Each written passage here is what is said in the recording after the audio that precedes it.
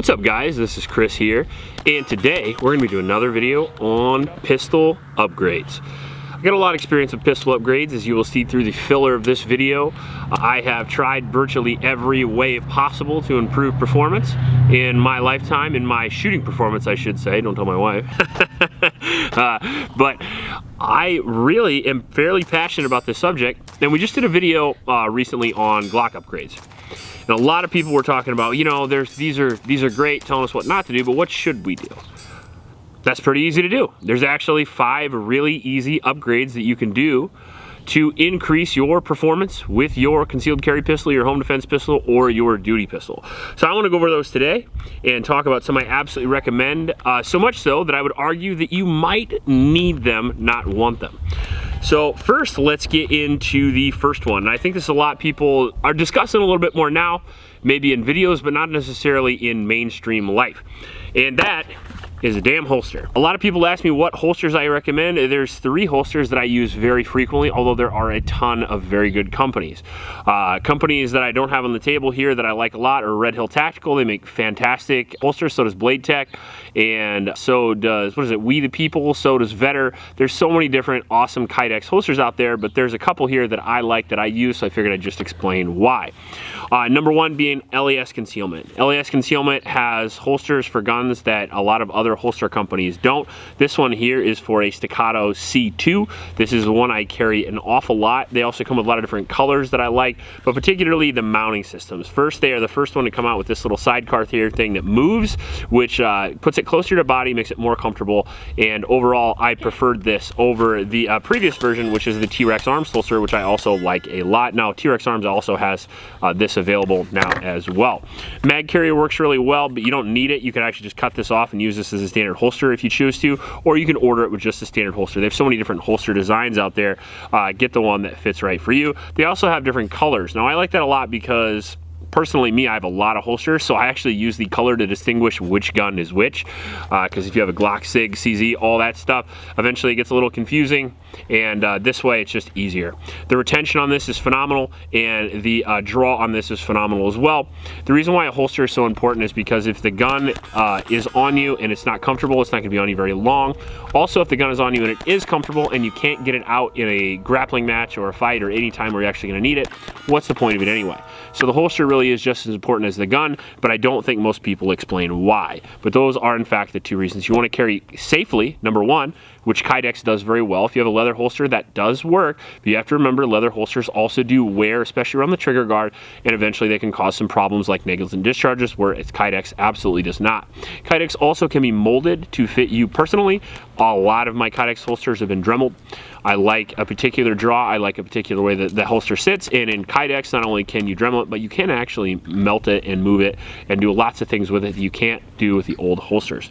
So comfortable, safe, and an effective draw, all those things come from the holster. Honestly, getting the gun out is almost as important as getting rounds on target, if not more important. So a quality holster, certainly 100% is number 1. Now before we get to number 2 here, I do want to mention my Patreon supporters. Forgot to mention you guys right off the bat, but most of the stuff that's on the table is provided by the Patreon supporters. It's because of you guys we get to do all these awesome videos, so thank you very much. If you want to join the Patreon squad, all you have to do is go to the link in the description and sign up.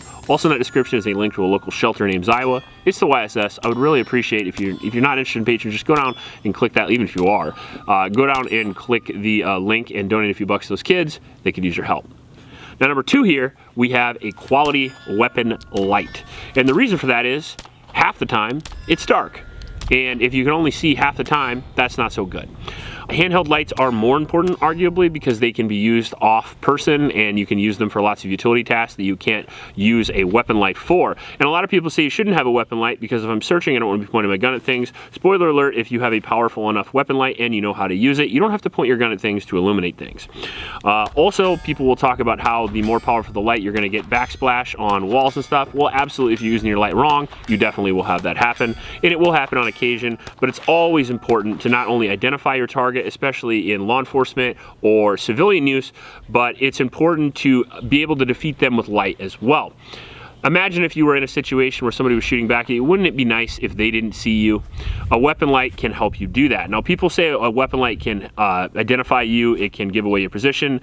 Valid, again, if you are doing it incorrectly or if you are very unlucky. But for the most part, a weapon light is an extreme force multiplier, and it will help you significantly. In a home defense situation, personally you can use the light on and off, but if they're in my house already, they probably know I'm there, so I'm gonna have the light on all the time, and that just allows me to get to a light switch or whatever I need to do, go down that dark hallway, or whatever you need to do to illuminate. A weapon light is extremely important. Now, there's lots of handheld techniques where you can use a handheld light, but there is no real way to do it as effectively as two hands on the pistol operating a weapon light. You're always gonna shoot better, faster, more accurately with a weapon light than you will with a handheld light, even if you train them both equally. So the weapon light's very important. Now, which weapon light should you get? That's entirely up to you. As far as pistol lights go, the X300 is obviously the gold standard. However, the Streamlight TLR series is extremely impressive as well and much cheaper. On top of that, you've got Olight in there, and then you've also got several other companies like Night Strike that make pretty decent weapon lights. However, if I were you, I would err on the side of maybe Streamlight just because it's cheap, it's effective, and overall very available in every gun store. That's gonna be the thing about the Surefire and the Streamlight is if you go to a gun store, those are gonna be the ones available. Both of them work very well. All right, now in at number 3, we are going to have appropriate carry ammunition and extra magazines. And what I mean by that is ammunition that functions in your pistol, ammunition that's been vetted by not just gel tests, but by other tests as well. I have a lot of carry ammo. I have this ARX plus P, I've got Buffalo Bore, I've got Federal HST. All those ammunitions are great, but my go-to generally is either critical defense in shorter barrels or critical duty in longer barreled guns. I like critical duty for home defense because it is made for the larger guns, and I like critical defense for my concealed carry pistols because that ammunition is designed to expand correctly in 3 and 4 inch barrels, which is generally what I carry for concealed carry. So I like those particular 2 types of ammo a lot because I'm a big Hornady fan. I shoot Hornady ammunition pretty much whenever I can. I like it a lot. It's just a personal bias, but it's always worked very well for me. Plus, I've also seen many ammunition tests online, anywhere from ballistics gel to obviously Paul Harrell's Meat Target is the overall go-to there, and all of this ammunition that I use works very well. And on top of that, it's also affordable enough and available enough for me to buy enough of it to actually run it through some factory magazines in my carry guns just to make sure they work. The new whiz-bang ammunition is always going to be great, even in ballistic testing, even in gel testing, stuff like that. But if it doesn't run correctly in your gun, which does happen, by the way, then you're going to have some issues. Now, I find the Hornady critical duty and critical defense work very well in the guns that I've chosen for my defensive firearms, but that ammunition might not be right for you in your firearm and your personal choice. So that's one thing you have to remember. You go out there and you find a couple of different ammo types that you like, and then you run them through your gun and make sure they work very well. Now, along with that, I said appropriate magazines, and I'm not anything against aftermarket mags. I got a lot of aftermarket mags for a lot of different guns. That being said, if it's for serious use, home defense, carry, duty, anything like that, use factory mags. You know, if you have a Glock, don't get the Korean mags, use standard Glock magazines. If you have a Staccato, don't use, I mean, honestly, like, there's a lot of great 2011 mags, but when it comes down to it, if I'm using my Staccato P or my Staccato C2 for defense, I'm using the mags that came with the gun. Make sure the mags are maintained, make sure the springs are great, all that good stuff. If you're gonna use base plates, I wouldn't recommend it for really defensive use, but if you do, make sure you do them from reputable companies, maybe like Terran Tactical or somebody like that, and always change the springs as well. Not only are extra mags good, extra mags are essential. You really should have more than one magazine, and the reason why that is people are like, well, I don't need to, you know, have a whole bunch of extra mags at the range. But the reality is that magazines are intended to be disposable. So magazines eventually, after a while, if you shoot them enough, they will work themselves to shit. And you need extra magazines, especially on you, because a lot of times when you have a malfunction with your carry pistol or your duty pistol, it is magazine related, and the fastest way to fix that is dump that mag and put in a new mag and solve that problem.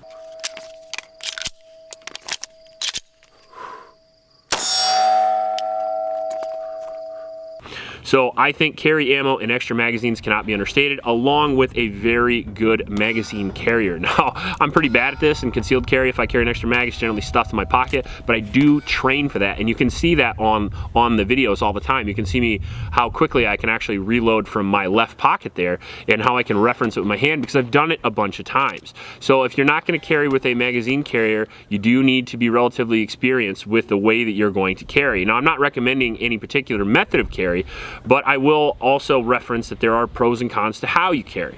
Now, if you carry appendix, there's pros and cons to that. Everybody is like, well, you could shoot yourself. Yes, but it's also less likely somebody else will shoot you with your gun, because it's much easier to defend somebody taking your gun from appendix carry. It's also much easier to pull the gun out in a grappling situation if you're in guard, or it's important to not fall on the gun if somebody pushes you on your ass, which is how most fights start. Also, it's able to be used inside the waistband effectively from a car or something like that in case you're getting carjacked.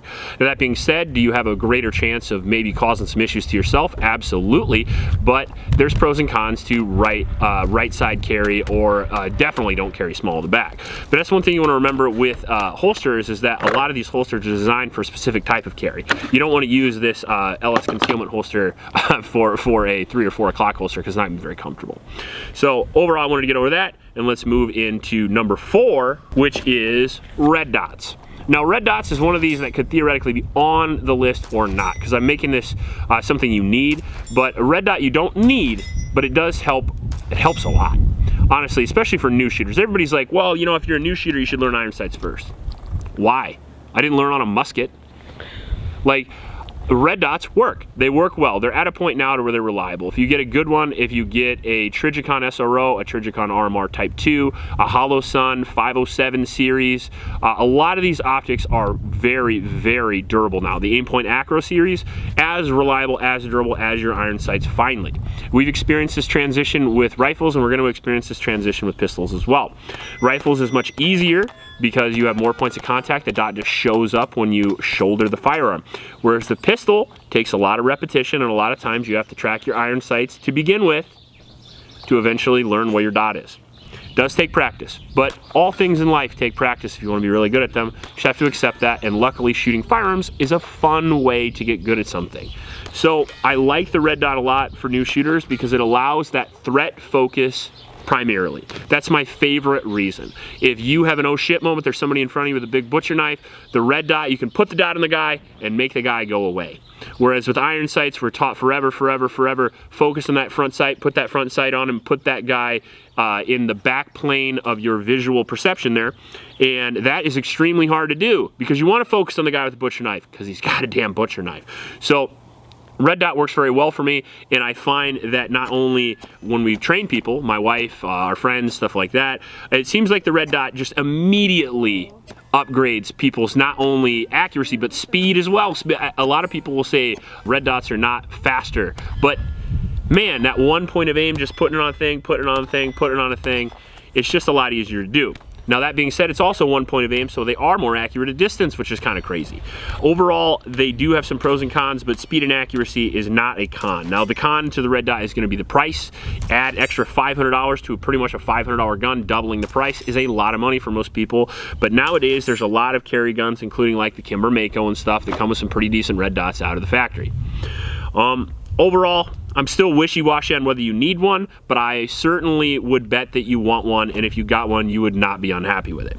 And number 5 is something that I think most people overlook, and that is going to be training. And a lot of people talk about training, and not a lot of people actually train. Now, it's fun to train with firearms. It is. So I don't understand the problem. If you carry a gun, you should be proficient with that gun. It's your responsibility to hit the target when the round is released from your booger hook. So make sure that you are not only up to date on your marksman skills, but you are up to date on the speed in which you are able to acquire targets. So you got to remember that a lot of these situations when you talk about home defense concealed carry, they happen very close. And most people think because they happen very close, they're going to be very easy to hit. And sometimes that's not exactly true. I would recommend vetting your training with maybe at least a class. Go to a class and you can practice the things that you find online. Look up Jerry Michelik's How to Shoot a Pistol. Trust me, it'll teach you how to shoot a pistol, as long as you follow it correctly. However, you're gonna need to vet that. You're gonna need to make sure that you're not having any bad habits or anything like that you don't know you're doing. Maybe filming your progress would be a free way to actually see how you're doing. I'd recommend bringing a timer as well. You can do certain drills, put them on a timer, write them down on a notebook or your phone, and then compare and contrast and see how you're doing by comparison to a few months ago. Now, there's so many free ways to practice and get good with your firearm on YouTube. It's hard for me sometimes when people like come to a $1,000 class. Now, there is a purpose for that as well. I do obviously attend firearms classes, and training in person is obviously better. Not only can they tailor it to you and what you're doing wrong, but they can teach you a lot of things that they don't put on their free websites and their free YouTube channels and stuff like that. But to say you couldn't be proficient just by watching videos and replicating that and then vetting it through actual practice timers and maybe go to a couple USPSA matches and just see how you fare. I promise you, when you go there, they'll be very accepting of new shooters, and on top of that, you're gonna learn a lot as well, because all those grandmasters and stuff a lot of people are intimidated by, they can't wait to teach you how to get that good as well. So you just go there, you ask them questions, they'll be more than receptive. And people think of competition like it is a secondary thing, but I gotta tell you, it's the closest thing most people can get to the stress level of actually having to fire a gun in self-defense. Now, you're not gonna be nearly there, but you're gonna be a little bit further there than you would be on a flat range. Number one, you have to move. Number two, you have to be concerned about your muzzle, where it goes, where it doesn't go. You also have to be aware that there are people around you, people following you. There's a lot of stress of people watching you do it, and then also the stress of then competing and knowing that you will be judged at the end. So it's a way to add a little stress without actually having to deal with anybody shooting at you. Another way you can do that is with force-on-force training. We just did some a little bit ago, and believe me, it was certainly eye-opening. A lot of fun. A little bit more scary because ammunition hurts, but it is a great time as well. Also, there's paintball and there's airsoft, and I'm not a big tactical tom dude, although I have trained with plenty of them. I would refer you to airsoft. Airsoft's a super easy, super cheap way. Even if you don't want to go to the airsoft tournament and get smoked by an 8-year-old, which totally will happen, you can go down in your basement and you can train with airsoft. You can work on weapon manipulations. You can work on the actual working of the trigger as well. They make metal blowback green gas airsoft guns in almost every flavor that you want. I personally have a 2011 and I have a Glock, and I use them all the time downstairs when it's the winter and I don't want to go outside and freeze my ass off. Now, that's a guy that has a range at his house. So imagine if you live in an apartment building or it takes you an hour to drive to the range, how much more efficient it would be to just get a couple of training sessions in a week with the airsoft gun and then go vet it with your real gun. All these things are better than nothing. I think a lot of people are like, I need to go see a Travis Haley class and then I need to go from there. Well, Travis Haley is a phenomenal instructor, but I would start small and work up to it. That's what I would do. I would work with my concealed carry gun a little bit. I would dry fire practice. That's another thing people don't do for some reason. Most of the skills that I've achieved through my life have been through dry fire practice and then vetting with actual live fire. I've been doing that ever since I was a little kid. So dry fire practice is great. Aim and a light switch, work on that trigger control, but you can also do a lot more than that. People reference that, but work on weapon manipulations. You can use dummy rounds and work on malfunction clearances. You can use them for the actual weight of the magazine, so you can then do reloads, and you can work on not only reloading the gun, but clearing the gun. You can do all kinds of things with dummy rounds and a light switch. So just giving you guys some options out there, and I would recommend all of these over the Gucci stuff. Like, the Gucci stuff is great. Like, don't get me wrong, slide serrations are awesome, slide cuts are awesome, night sights are awesome, a new whiz-bang trigger is awesome, an extended magazine release is awesome, silicone carbide's great. But all those things pale in comparison to the 5 that I have just mentioned. You want to be proficient with not only your firearm, but other people's firearms if need be. Who's to say you're the one, who's to say your gun's the one you're gonna be fighting with, right? Who's to say that your gun is even going to be a primary factor in the fight? You might actually have to fight for 2 or 3 minutes hand to hand before you can even get to your damn gun. That's why, lastly, I wanted to mention combatives. Combatives training is extremely important. When I was younger, I went to school to be a police officer. We did a lot of combatives training. At the time, I was doing jiu-jitsu, so I was showing a lot of these guys jiu-jitsu. We were going back and forth, and that is valuable training that I have kept with me absolutely forever. Knowing how an altercation is gonna start, knowing if and when somebody's gonna go for my gun, how I'm gonna get it out without them grabbing it, how am I gonna use it without being entangled with sweatshirts and all kinds of lovely stuff. All this stuff can be done for relatively cheap, if not free. So keep that in mind. Hopefully these helped you out a little bit. Hopefully they make you a little more efficient and a little bit better sheepdogs in the future. If you like this video, please like and subscribe. Please help out your local homeless shelters, and remember to recycle. I'll check you later.